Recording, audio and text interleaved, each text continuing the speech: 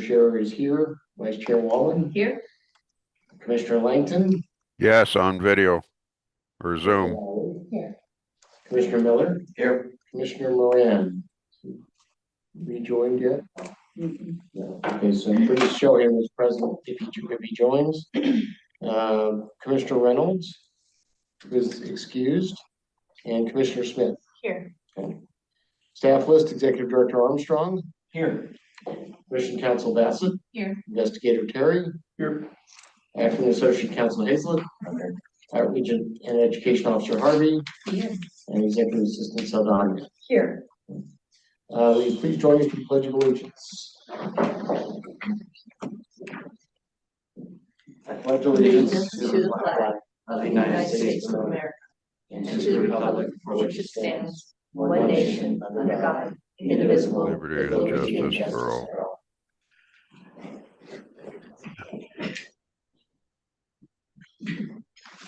That brings us to public comments.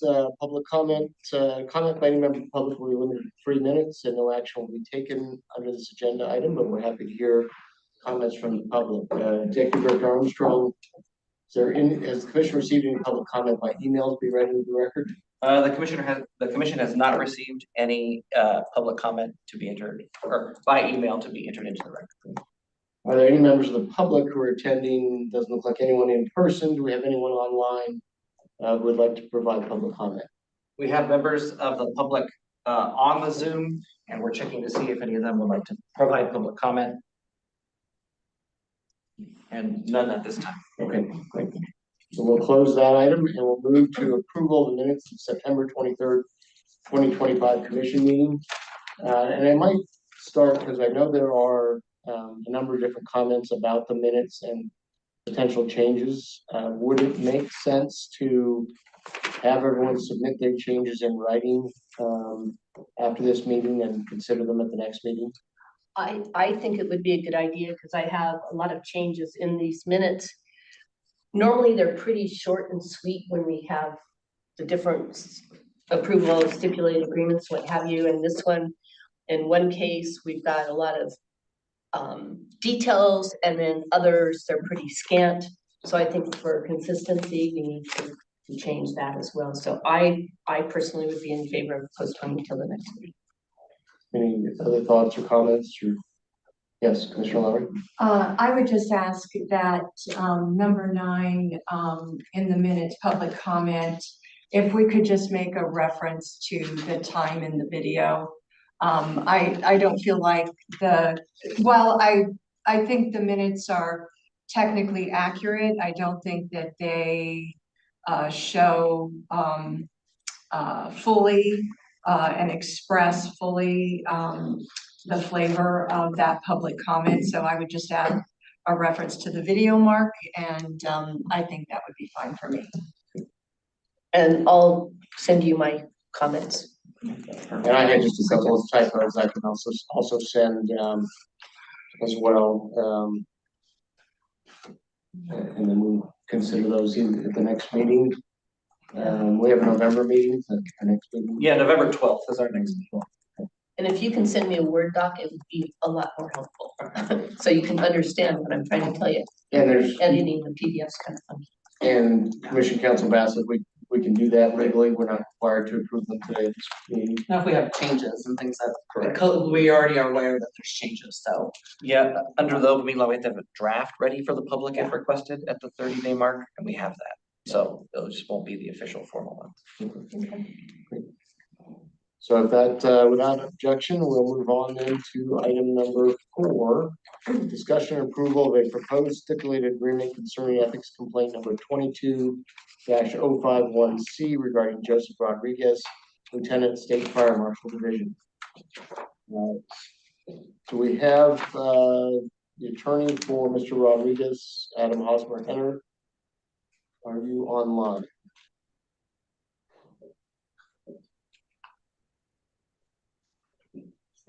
It does not appear so. Okay. This matter has been properly noticed and agenda. Okay. Commission Counsel Bassett, will you please tell us about the proposed stipulation? Right, so during the 2022 campaign cycle, the commission received the complaint in this matter, which was regarding Joseph Rodriguez, who was running for Washoe County School District Board.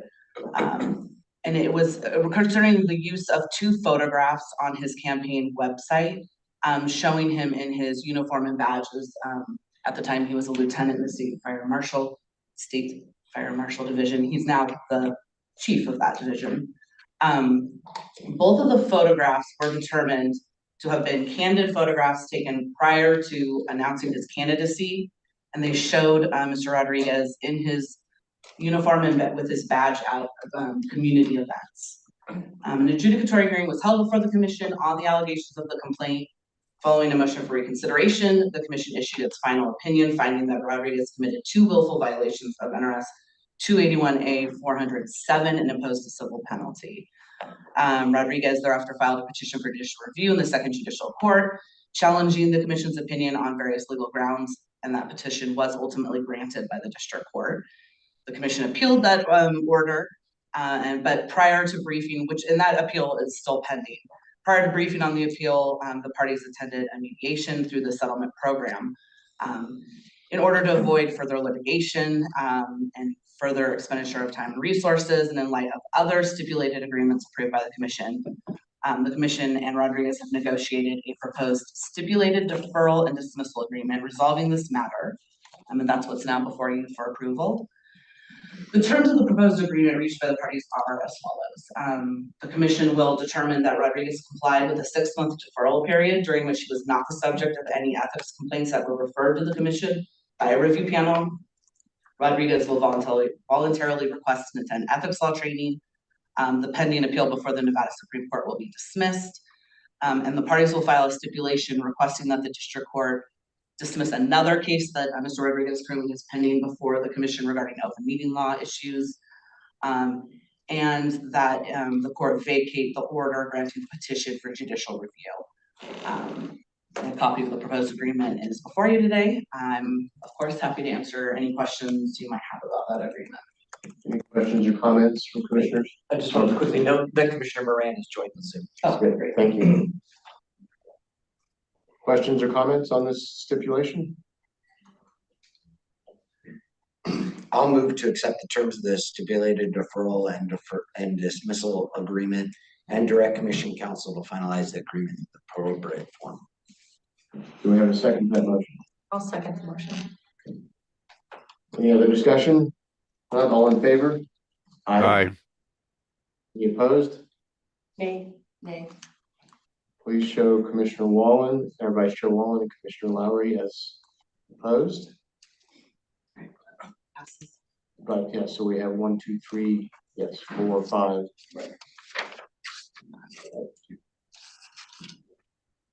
That brings us to item number 5, discussion and possible approval of orders of dismissal following successful completion of stipulated deferral agreement in cases number 23-005C in Ray Larry Grant, number 23-054C in Ray Raymond Pollock, and number 23-057C in Ray Eric Wanheim.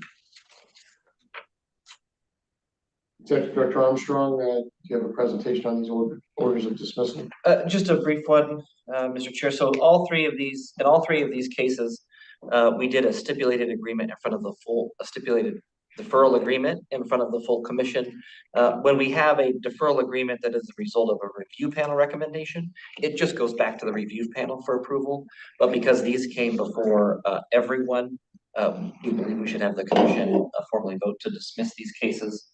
In all three cases, the individuals were given requirements to meet, which includes stay out of trouble, basically, and get training. I know in the case of Mr. Grant, he not only got training for himself, but he had us go down to Hawthorne and do training for anyone at the county government who wanted to do it. And so all three of these individuals met the terms of their deferral agreements, and so that's why we're asking you to issue orders to dismiss them today. Questions or comments from commissioners?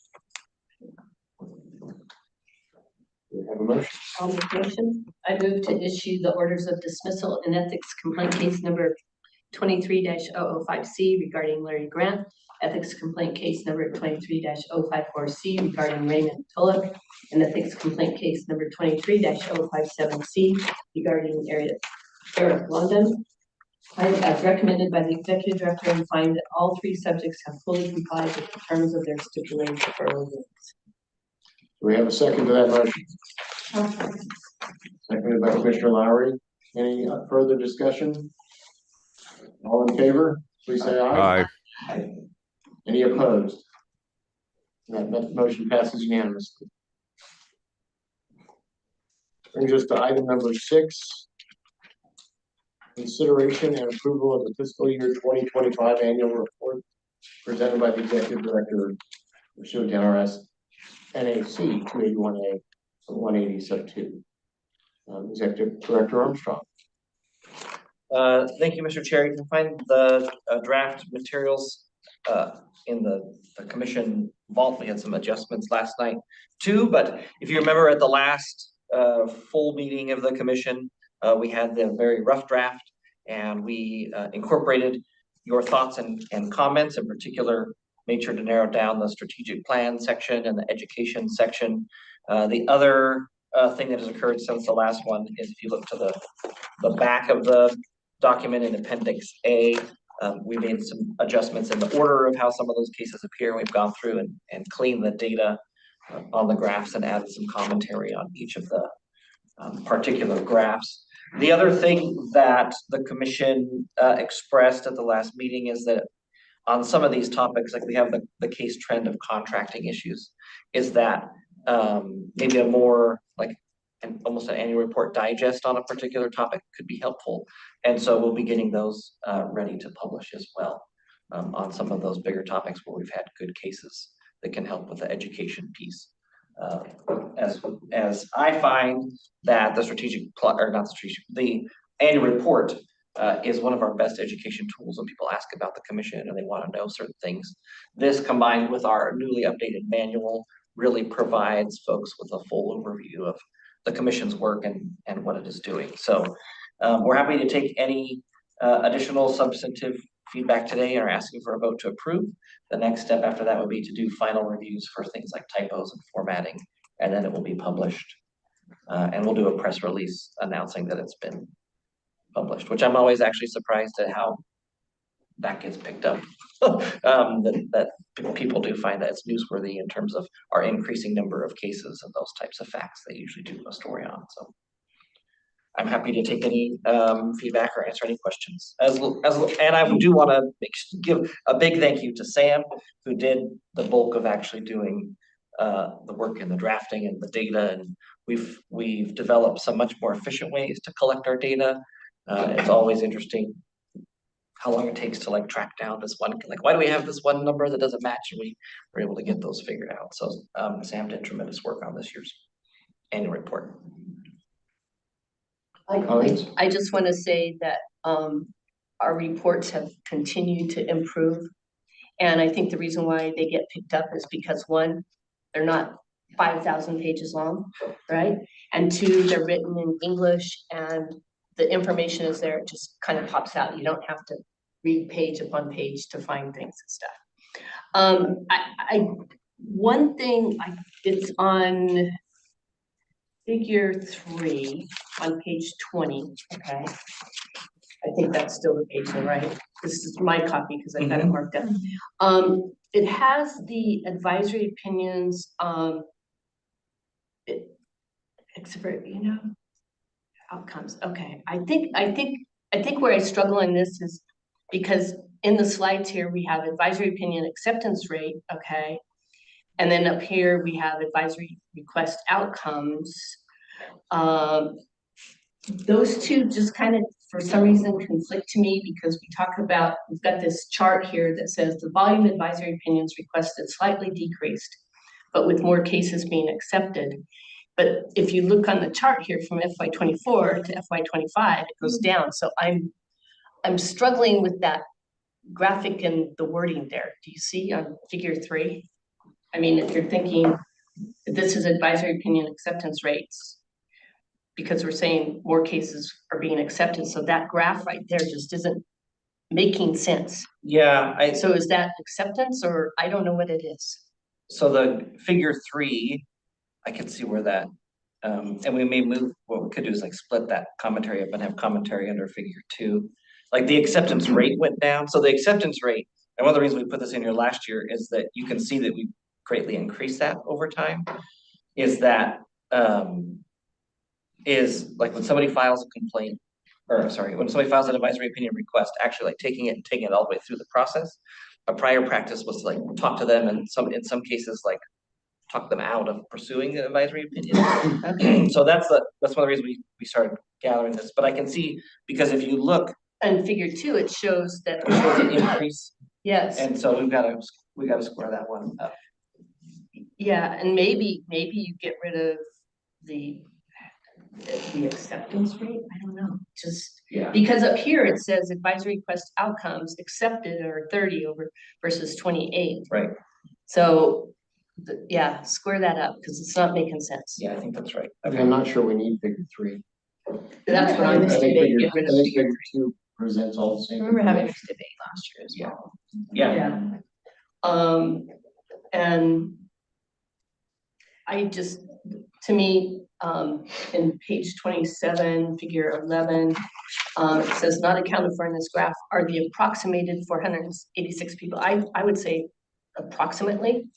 Approximated just doesn't sound right to me. I don't know. So, not to nitpick, but and then If we take that out, then it would be yeah, or approximately. That's what I was thinking.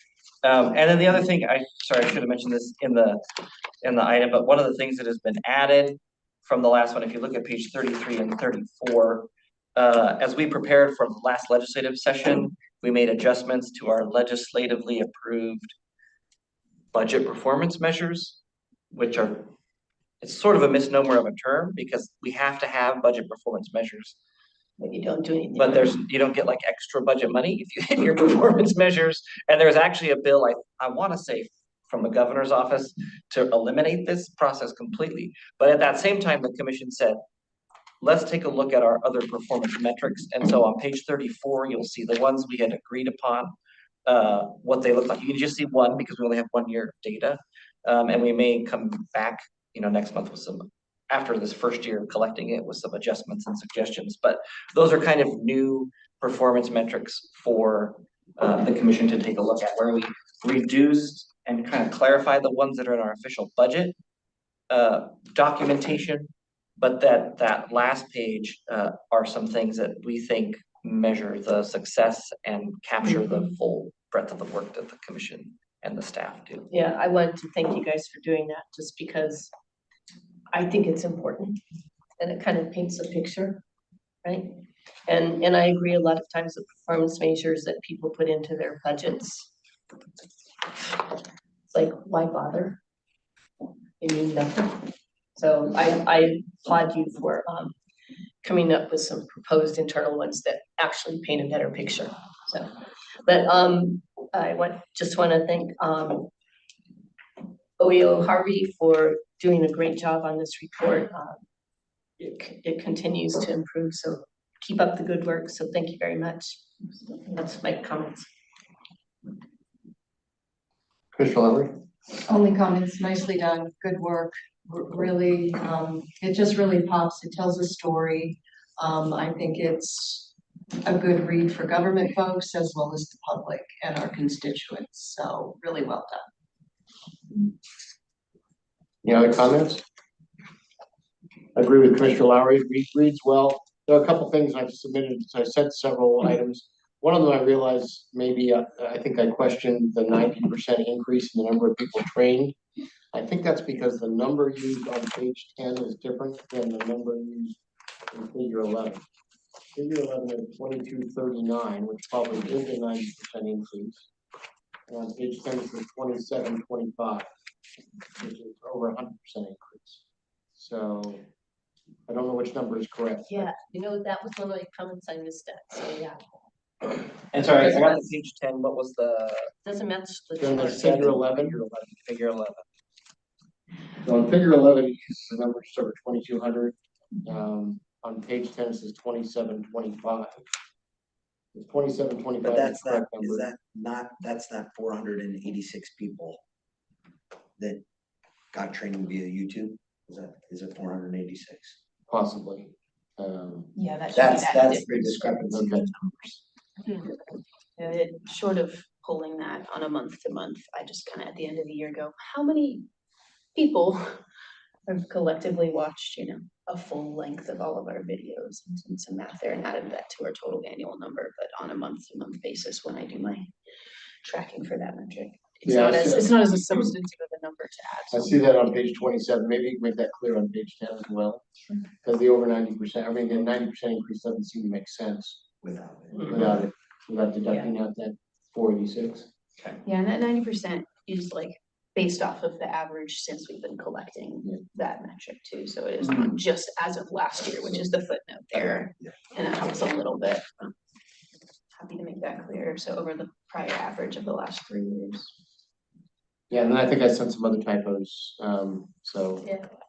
assume those will get considered. Anyone else with comments? I think I need to go through all the other things I sent. Okay. I move to approve the annual report, with the adjustments we've discussed. And that would include any typos, Right, any corrections. yeah. Is that correct? Those typos, yeah.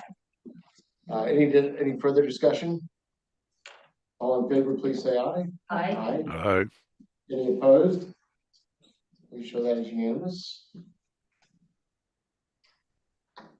And that brings us to After those 7. changes, you'll post that on the website. Yep. item number 7 is the report by the executive director on agency status and operations. Executive Director Armstrong. Thank you. There's a written report in your materials. I'll just kind of hit those highlights. In terms of operations, we've completed the recruitment for a senior legal researcher. They will start on November 10th, which is great. Our cyber attack recovery was completed on the 7th of October. We finally got access to our shared drives, so we're back up to full operational stuff. There is coming a major overhaul for state personnel and timekeeping system, so we're helping staff work through that process. And then the governor has announced there'll be a potential for a special legislative session in November and December. No word yet on what that agenda is, but we'll watch that. I mean, I think the announcement said there's some unfinished business from the legislative session, and I think also, now that kind of maybe, well, I don't know, maybe the federal funding landscape is more clear now than it was earlier, so I would imagine there may be some of that. The strategic plan, we're working on our 3rd month of the time study in terms of trying to figure out if we want to request additional staff during the next session. Liz did a great job on her stakeholder reputational survey, but there's not been a lot of responses, so we have to figure out how to increase the responses in that to make it actually something that is useful for feedback. In terms of our budget, the fiscal year 2025 is closed. I was going to have the case management RFP submitted by today, so it would be accurate, but we sat on the plane for a long time yesterday, so I did not get that in yesterday. I'll get it in tomorrow. We submit it to purchasing, and then they'll create an actual RFP and launch it. You can see there the recent review panel determinations, and then our upcoming meetings. We have a meeting on November 12th in Reno. At that meeting, we'll set the 2026 meeting calendar. In December, we anticipate only panels, and then in January, the date we select in November will be our meeting. So the dark months, the months where we don't have meetings, are really great for the staff in terms of getting administrative stuff done. Unfortunately, this last one that was supposed to be dark was September, and we were really dark because of the cyber attack, so we didn't get as much done as we normally do. But those months where we don't have a meeting, we're able to usually make good progress on kind of that other administrative stuff and training, and we can load up the calendar and those types of things. So I'm happy to answer any questions you might have on the report. Commissioner Levering? On the survey, not a lot or none? We got some, just not a lot. Okay. And we've tried, like, our partners that we work with, that we did at the civil attorney I would conference. say it's like under 20. Oh, Yeah, I would say it's like definitely under like 20. 15 or something like that. Yeah, Okay. I gotta figure out a way to get I gotta figure out some creative way to get some Gift more cards. responses. Gift Yeah, cards. gift cards. Well, I don't have that kind of budget. You can't get out of ethics jail. So, I don't know, we'll be brainstorming, if anyone has any thoughts. I let me guess we know. can't do that.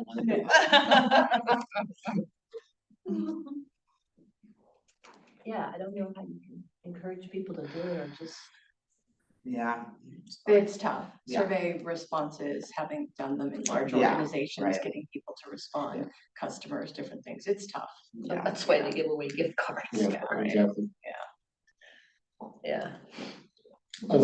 I'm sorry. No, just to follow up on that, I mean, maybe just whenever maybe if we can incorporate in some of the training or something and, do that. Yeah.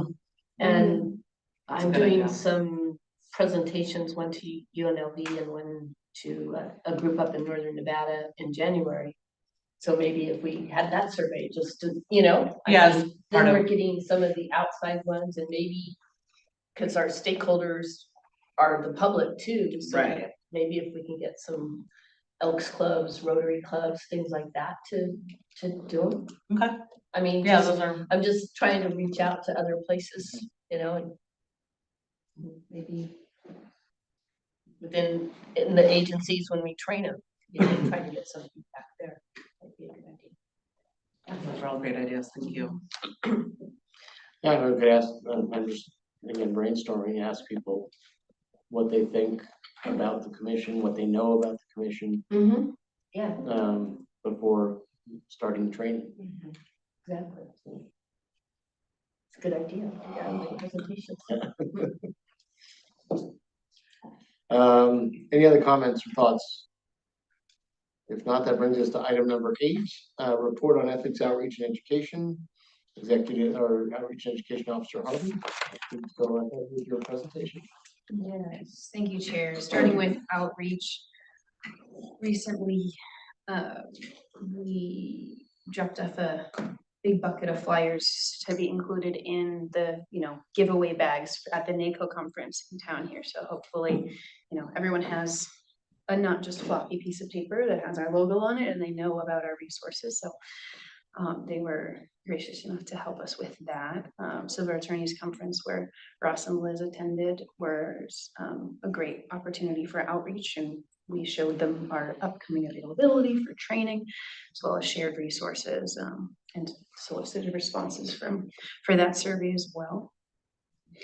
We also reached out to both of these groups as well as our other partners to solicit responses from these surveys. In case you don't know, 2 days from now is Global Ethics Day, so we've been talking about that a little bit on socials to try to poke folks to commit to doing things in an ethical way. Maybe they do training, maybe they reach out to us to set up training relationships with their agency as well. So those are some of the things that's been going on from the outreach front. Included in the report, you'll see some of our recent trainings, as well as those in which that are upcoming. We are at 255 folks trained so far this year. And hopefully that will continue to steadily increase, which is similar to where we have been in prior years. And I'd say with what we have scheduled, we're on track. With regards to publications, we're sending out a newsletter later this week, continuing our quality improvement meetings to continue improving our resources as they're available and adding to them when we can. And then next week is our postponed but now happening October 21st candidates and campaigns briefing as well. I believe we have somewhere between 10 and 15 people registered with that at the moment. So if you know of anyone who would like to attend and hang out with us on Zoom for really 45-minute lunch break, come and learn about the commission and how to proceed through election cycle in an ethical manner, feel free to send them our way. And then wrapping up with public information, our records requests, we're sitting at about 63% of our requests having substantive records and 37 outside of our jurisdiction or non-responsive records. And then we're at a total between requests for information and public records requested 86 for the year so far. And that's the percentage is down a little bit from last year, from the annual report, where we had more information to provide. That's the difference. One was the last fiscal year and this is current. Yeah, this is since July. Correct, yeah, this is this fiscal year, absolutely. And the newsletter, just for clarity of the record, is actually an electronic, it's an email newsletter. That's correct, yes. It's an email we send out to the folks who have subscribed to it, approximately once a quarter. So we're not going to be putting a bunch of paper in your mailbox if you subscribe, so No, please. nothing's being just subscribe. printed, no, absolutely. It really is 4 times a year, so. Thank you. Any other questions, comments? I just have a question on your candidate training. Do you spend some time talking about how to keep your social media separated from your? We do, we talk about that as part of. Because I think establishment. that's, Absolutely. that seems to be where people get into trouble, and it really needs to be kind of emphasized to make sure that people don't take their professional, their public government social media and then link it to their social with a post to make sure there's no linkage there, so. Absolutely. Sean? Have you considered, getting us eligible for CLE credit? I was on Zoom CLE yesterday for an hour and a half at noon. And it was on civility, and there were 300 lawyers on the calls. So I'm thinking, you could probably grab a lot of government attorneys and folks, especially if they'll get CLE credit. Yes, absolutely. That is definitely within our considerations. We've been grappling with the validity of and statutory basis for whether or not we can charge, should charge for providing training to attorneys, especially if they're public attorneys, and how to go about that within their system. I think the one for civility yesterday was free, so I don't know that Yeah, we you need to don't have charge. to charge to get CLE. As long as we can get CLE credit, I think it encourage more government attorneys to participate. It's a good suggestion. On the, it's always interesting because they want ethics credits from the Ethics Commission, and we don't. I mean, I have done some lunches for like the Carson City Bar group where I'll weave in attorney ethics into our, but they think, oh, Ethics Commission, you're gonna, like, even at the Civil Attorneys Conference, I had like 2 or 3 attorneys come up and go, I have a question about this rule of professional responsibility. I'd be like, that's not me, that's somebody else. So, but we could at least get regular education credits at the very least. Yeah, absolutely. And, to consider whether or not we see validity in training non-public attorneys as well as to how to offer that and who it's available to and how to kind of work that out on the back end as well. Well, you could even do that for CPAs because we have to have 2 hours of ethics every year. So if you could get. There's different ethics, right? That's CPA ethics. No. In Nevada, it can be ethics of any kind. Yeah, Usually so fairly it's not broadly defined, specific. yeah. So if you did that, you could get some of the CPAs that work in government, and I think that they would attend. It would encourage them, and they'd love it to get a fun training. So yeah, so talk to the state board as well to see what you have to do that. What can we do to help with Global Ethics Day? I think if your platform is something that you use on social media, that would be a great opportunity to share and promote that. So we would have more folks attuned to ethics on a state level. And hopefully then like tacking onto our newsletter and kind of jumping on the bandwagon for that. So that'd be great. So you'll have a social media post we can share or repost. Yes, absolutely. And if you list on LinkedIn that you are a commissioner, I always click the notified staff button so that it'll ping your notifications that I've posted if you ever want to share any and all things that we post on social. And you're assuming that I know how to update my. I was gonna say that too. I actually think I can figure it out, but Yeah. it's not as simple as it is for you, I'm sure, for me. Have one of your kids do it. Yeah. Have one of your grandkids do it for you. Dinner's on the table tonight, but not until you figure out this thing. All right, Any other questions, comments about the outreach and education report? All right, thank you very much. Appreciate it. And that brings us to item 9, which is commissioner comments. Any comments from commissioners? Any future agenda items you want to include? No, I Well, just- oh, yeah, I will not be able to make the August 12th meeting. I will be in Portugal floating on a river, so I will be unable to have communication. Okay, November 12th. So we will miss Correct. Commissioner Lang. We will miss you, but hope you have a great time. I hope I do. yeah, have fun for us. I just wanna thank this, yeah, I know. I just wanna thank the staff. I know that the last month and a half or so has been really tough with the cyber attack and with all the work that has been piled on them. I just wanna send a shout out to all of the staff for doing a great job, and I really appreciate what they're doing. We couldn't do it without. I'll second that for sure. I think that vote would be unanimous, and so, yeah, we appreciate you and all that you do. Last items, item number 10, public comment, the last substantive item. Deputy Director Armstrong, any public comment received during the meeting? We have not received any public comment during the meeting. There is nobody here in Las Vegas. And while there are members of the public on the Zoom, none have indicated they wish to provide public comment at this time. Thank you. With that, I think that brings us to adjournment, item number 11. Do we have a motion to adjourn? So moved. Do we have a second? Second. All in favor? Aye. Aye.